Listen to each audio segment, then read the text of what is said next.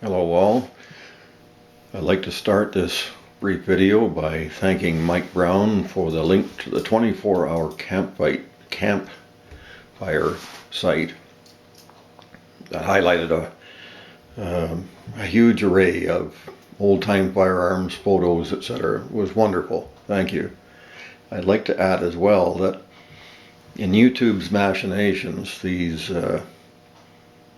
I get these comments on my email, and often they do not appear in the comment section of my videos at all, which I don't know whether I've got a setting wrong, or perhaps the conspiratorial side of me thinks that it's something that YouTube has been doing to shadow ban similar videos. Regardless, thanks again, Mike.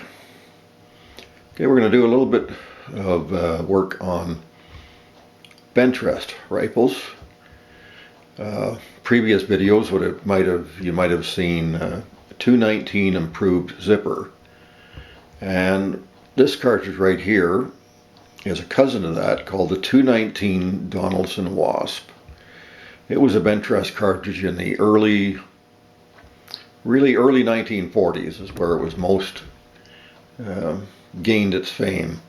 And it held on for quite a few years until the mid-50s, and it was displaced by the 222 Remington, created by Mike Walker of the Remington factory. Quite a brilliant engineer, cartridge designer, and an amazing shooter who was shooting into his past 90 years old. And beside this is the cartridge that unseated the 222 Remington, which was done by the 6mm PPC and by its earlier cousin, the 22 PPC. Most of you know what this means. Pindle Palmisano cartridge is the PPC. Pindle was the shooter, and he was the man who did all the mill work on the machines, the lathes, end mills. And Palmisano, he was a heart surgeon, and he was I hesitate to use the word the brains behind it, but certainly the money and the motivation to keep the project going. Quite remarkable. We won't go into those details in any depth here. So at that time, early 1970s, let me just get that backed out a little bit there. A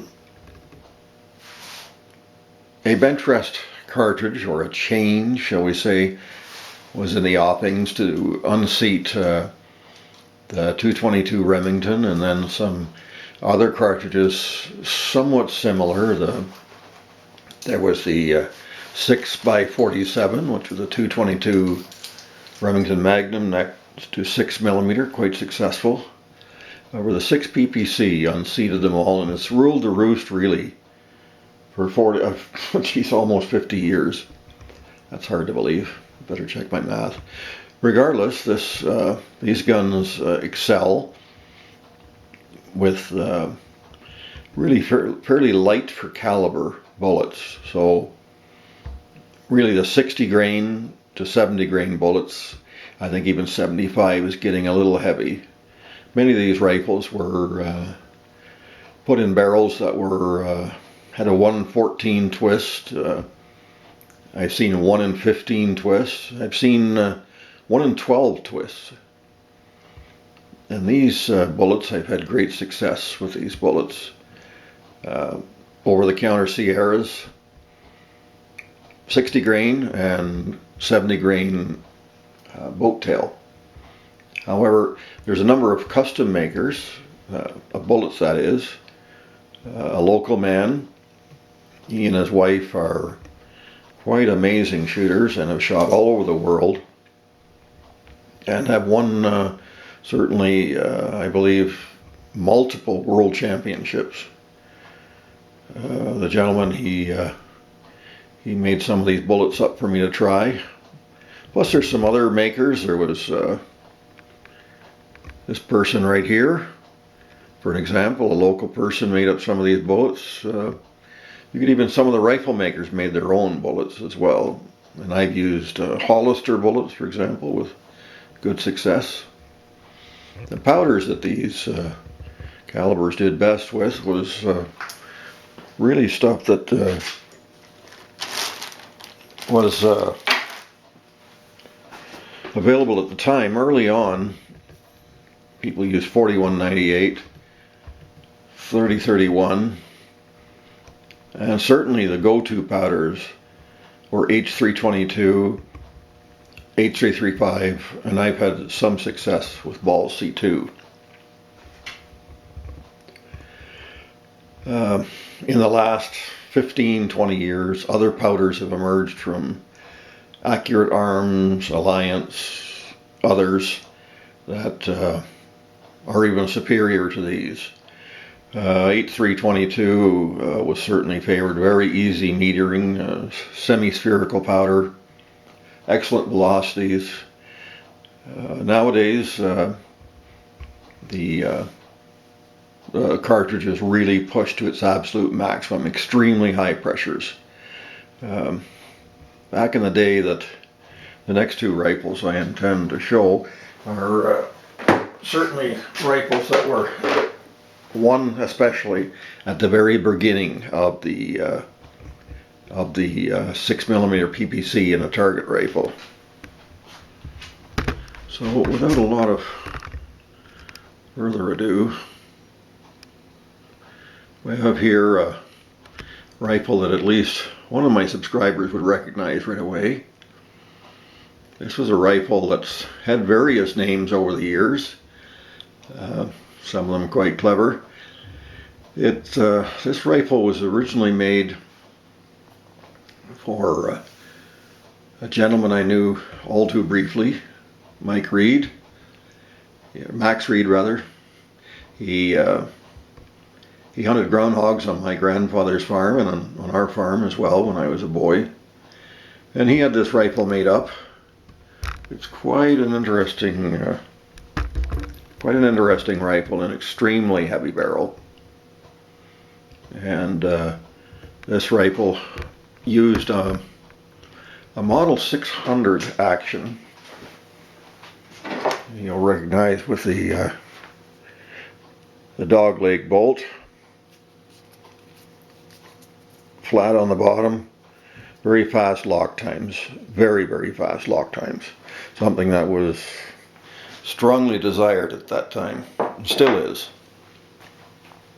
This rifle has an extremely, you might say, thick, for lack of a better term,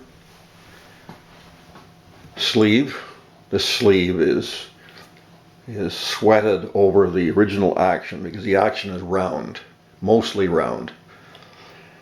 You'll see right here, this is quite significantly thick here. It's aluminum. And this gun, despite its age, I have shot some pretty astounding groups with this rifle. Certainly not world class, but exceptional groups. Effectively one hole.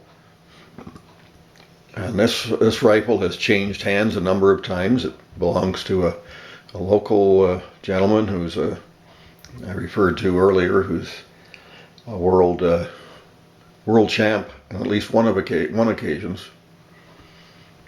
This rifle has a 20 power Redfield 3200 telescope, which was really in those days was a scope that a rifle scope that was really favored on the ranges. Since time, these scopes have been replaced with modern glass, larger tubes, and that's really the progression of the technology as we move along. All good reasons, and this was a rifle that really kind of set the groundwork for that cartridge. And well, pretty well everybody watching this video will know that the story behind the 6 PPC and its complete domination of Benchrest, really from the mid-70s at least, and certainly the 80s and 90s as well. There's a rifle behind here. This rifle again might be recognized by at least one or more of the subscribers. And this rifle is it's kind of a, for lack of a better term, it's a rifle. It's kind of a person's introduction into the world of Benchrest rifles. It's a 40XB stock that I believe was purchased basically from a barrel of stocks. Basically, actually a physical, what you'd see is a rain barrel with old used stocks in it.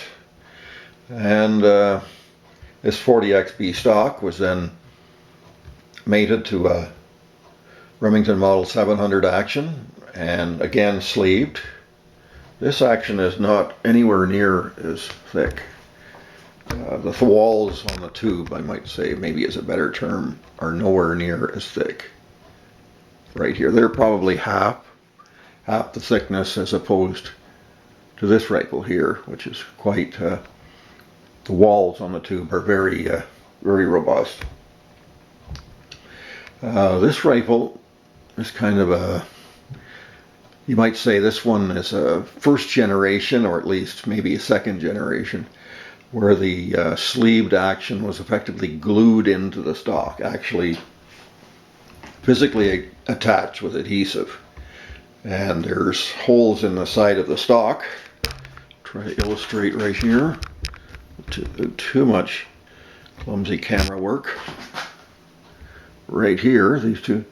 And so you could push the pins out to drop the trigger out for servicing or adjustment. And this rifle is not a glue-in. This one is you attach with threaded hex bolts.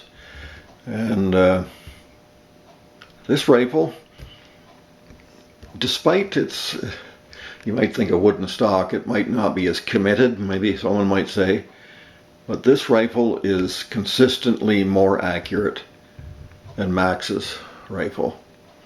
And it goes beyond just the barrel and its use. It's just, the technology had progressed at that point just a little bit further. And this particular rifle has a 36 power Leupold, which was one of the go-to scopes at the time. Many shooters had these rifle scopes boosted way beyond 36 power. I understand some of them are up into 60 power plus. These rifles are quite remarkable. This one really being the very early days of 6mm PPC rifles chambered in 6mm PPC, and went to the ranges to defeat the 222 Remington and others. And this rifle, I'm going to say in a way it's the next generation. It is in some ways and not in others. However, it's extremely accurate, extremely consistent, and with this rifle I've shot many groups in the ones, and I've shot groups as small as under 50 thou with this particular rifle. Someone with greater skill, I'm sure, could do a much better job. So this is this very brief introduction to these rifles. I would like to do another couple of videos just on each rifle, perhaps an informal range session. Well, this is kind of an introduction, and going back briefly to the comments again, if you put comments in the videos and I haven't responded to them right away, don't be alarmed. I probably have them in my email, and strangely enough, they're not always showing up on in my video comment section. Well, regardless, thanks for watching. I hope this has piqued some interest, maybe answered a few questions, probably created more questions than answered. Thanks so much for watching, and good evening.